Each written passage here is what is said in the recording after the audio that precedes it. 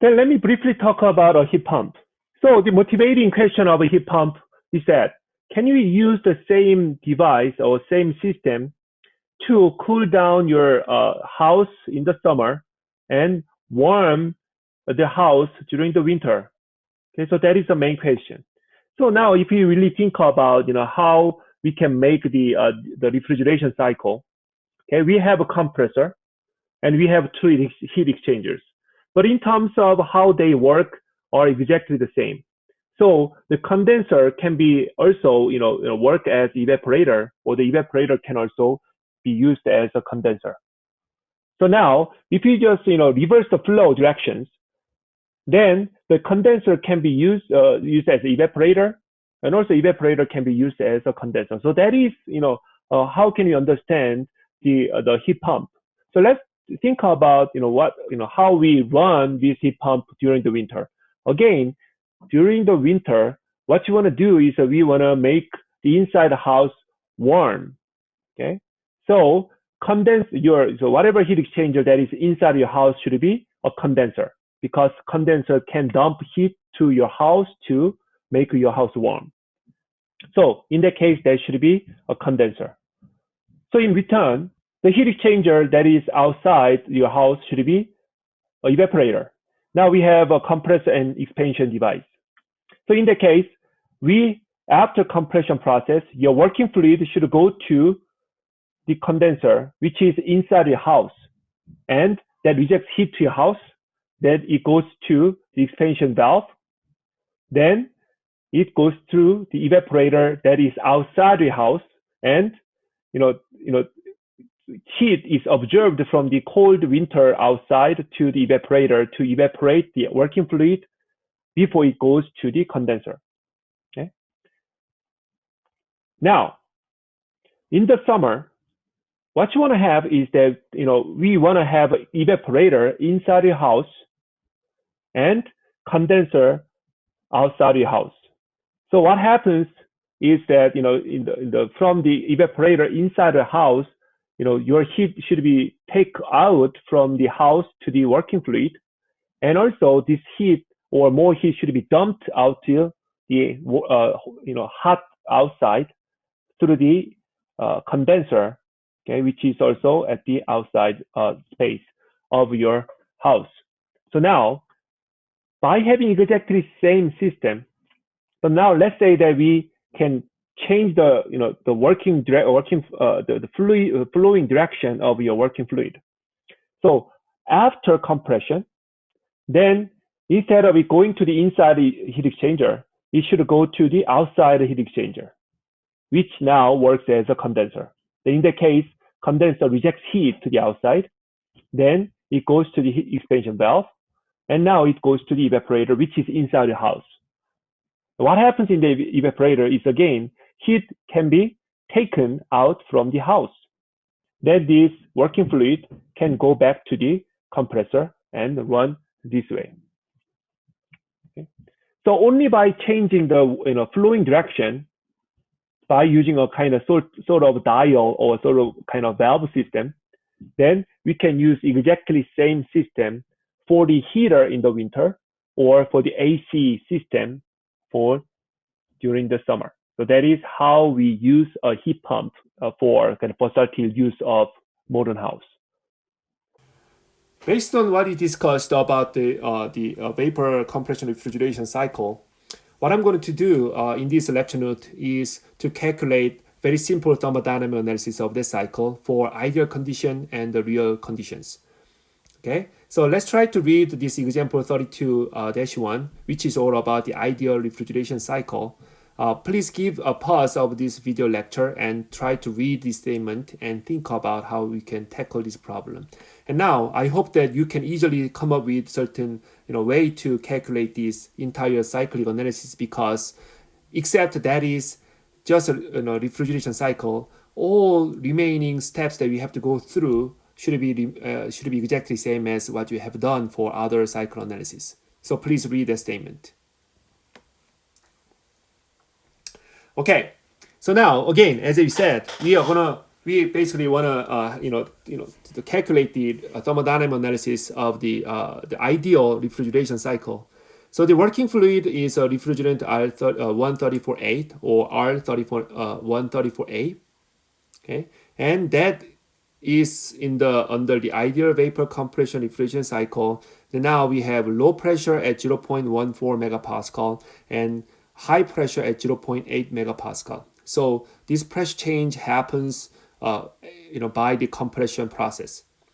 Now, if the mass flow rate of the refrigerant is 0.05 kilogram per second, then we know the mass flow rate. And I want to calculate the rate of heat removed from the refrigerator space, or in the case QL dot, okay, here as you see here. And I also want to calculate the power input to the compressor. And also, we want to calculate the COP of the refrigerator. So, how can you calculate this problem? Always, in the case, in order to do that kind of cyclic analysis, you must know enthalpy values, okay, of all points. So that should be your first step.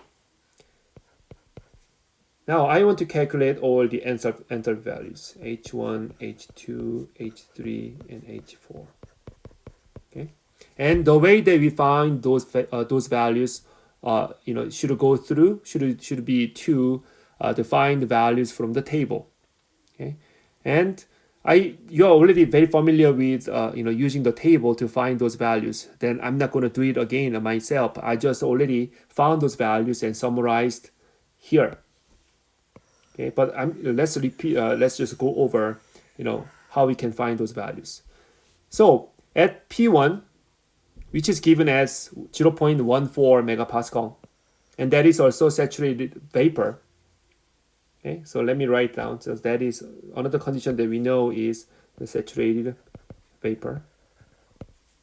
Right. Then from this table of the R134A, then we can find out the enthalpy values, and also we can find out the entropy values. And why do we need the entropy values? Because in order to calculate point 2, we have to use that the compression process should be an isentropic process. So what we know about 2 is that, okay, we know the pressure at 0.8 megapascal at 2, and also your entropy should be the same. Okay, so and obviously that should be in a superheated condition. So by knowing the entropy value and by knowing the pressure, so by doing the iteration process or interpolation process, we can find out these H2 values from the table. So we need interpolation.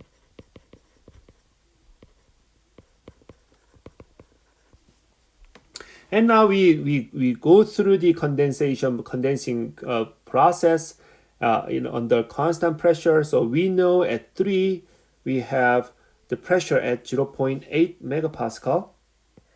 Then also another thing that we know is that should be on the saturated liquid point.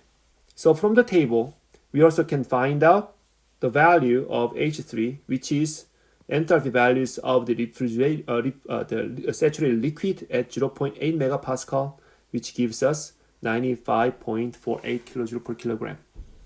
Then from 3 to 4, there is a throttling process, and the condition that we have to satisfy for the throttling process is that your enthalpy should remain the same. So we already know H4, which is same as H3. So from these H values that we can find from the table and calculate, we can calculate the heat removal rate QL dot, which can be expressed as m dot times H1 minus H4, and which gives us 7.19 kilowatt. And the power of the compressor is calculated by m dot times H2 minus H1. That gives us 1.81 kilowatt. So we also can calculate your COP for the refrigeration, which is defined as QL dot divided by W dot. That is 3.97. Okay, so now let's think about more actual operation of the cycle. So please read this statement and think about what kind of realistic factors that we have to consider to calculate this problem. Okay. So now we still use the same refrigerant, and as you see from the statement, we also have the same mass flow rate. But the inlet condition to the compressor is not on the saturated vapor, but that is a superheated vapor at a given pressure 0.14 megapascal and temperature minus 10 degrees Celsius. And we also know the pressure and temperature at the exit of the compressor, which is 0.8 megapascal and 50 degrees Celsius.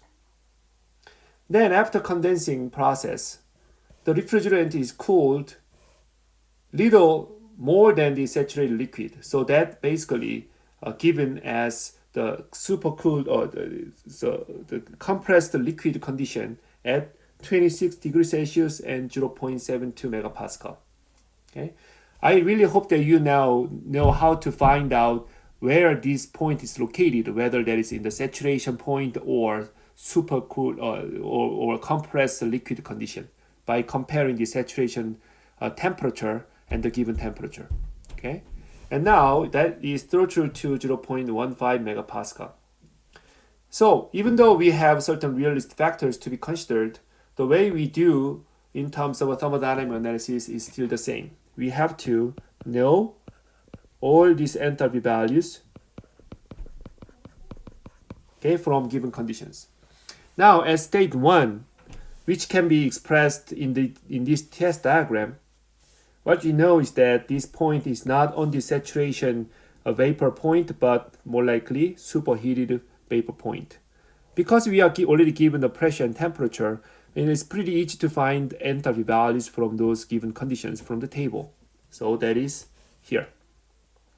Then after compression, we know that also pressure and temperature, and that is in the superheated vapor condition. We also can find H2 values exactly the same way as we find H values for state 1. Now, at state 3, which is compressed liquid point at pressure 0.72 megapascal and temperature 26 degrees Celsius. Okay. Now, let's say that you don't have a table of the compressed liquid. Then how can you approximate the enthalpy at 3 using the saturation liquid vapor mixture table? And answer is, we already learned about it. Yes, we can approximate that enthalpy as the saturated liquid enthalpy, HF, at the given temperature, 26 degrees Celsius. And that is what we have. And from 3 to 4, there is a throttling process, which means that your enthalpy value should remain the same. So we also know H4. We know everything, so we can calculate QL dot, which is same as M dot times H1 minus H4. So using those values that we already have, that gives us 7.93 kilowatt. And W in dot, that is pump power, that is M dot H2 minus H1, that is 2.02 kilowatt. So COP for the refrigerator can be calculated to be QL divided by W in dot, which is 3.93. Okay. So by comparing the ideal case and the more real case, so we have the slight bigger the heat removal rate. Oh yeah, that's pretty good. Okay, even for the real, but we have a kind of certain kind of expansion of this area. Outside the saturation dome in the superheated case and the subcooled case. So that's why we have a slightly bigger heat removal rate. But in order to make it happen, we need more compression power. Okay. So as a result, the COP, a concept of efficiency, is actual case has a lower COP than the COP of the ideal case. So remember, even though the COP is bigger than 1, still in terms of comparing two cycles, the bigger COP is more efficient. Okay, so you have to remember that. So then the next question is, can you calculate the isentropic efficiency of the compressor for the real case. Then what is the definition of compressor efficiency? So the compression efficiency, eta C,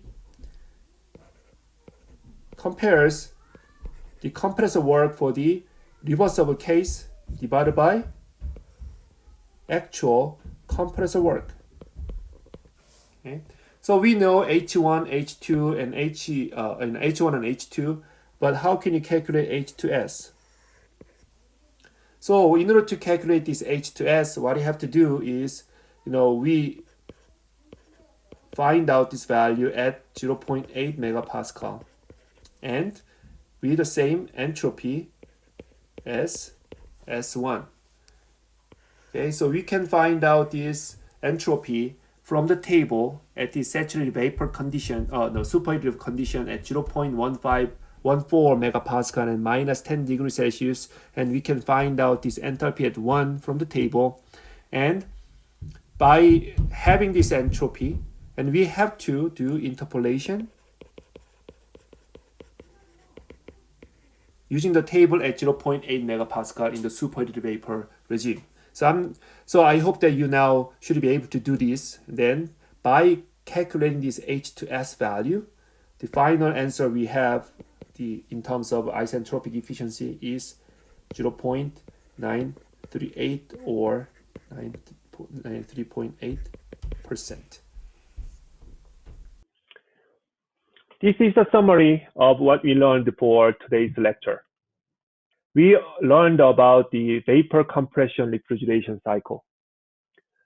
The vapor compression refrigeration cycle is essentially the reverse of the vapor power cycle, and that is a basic thermodynamic model that is being used for small-scale refrigerators like home-based refrigerators and heat pumps.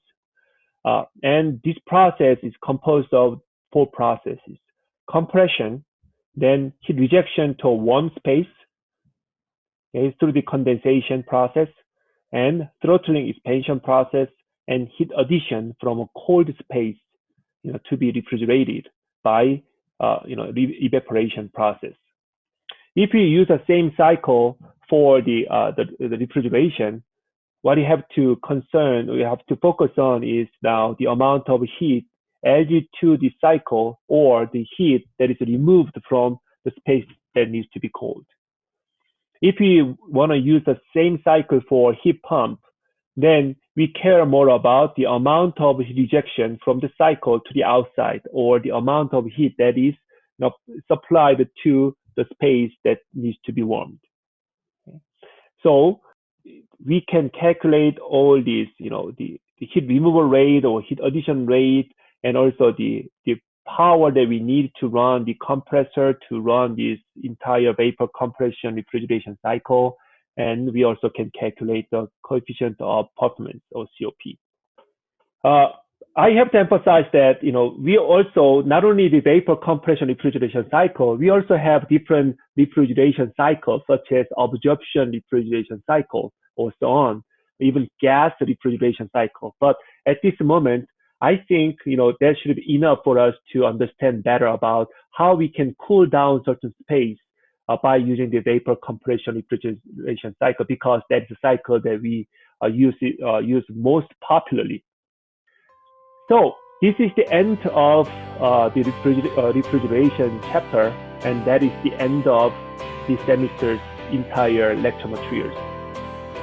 In the final lecture time, then I'm going to summarize what we have learned entirely to emphasize, what we need to remember and what we can take away from the thermodynamics course. Not only about the material itself, but about certain wisdom that we can learn about the life.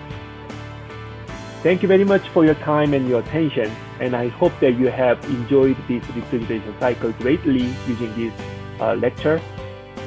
Have a wonderful day, and see you later. Bye-bye.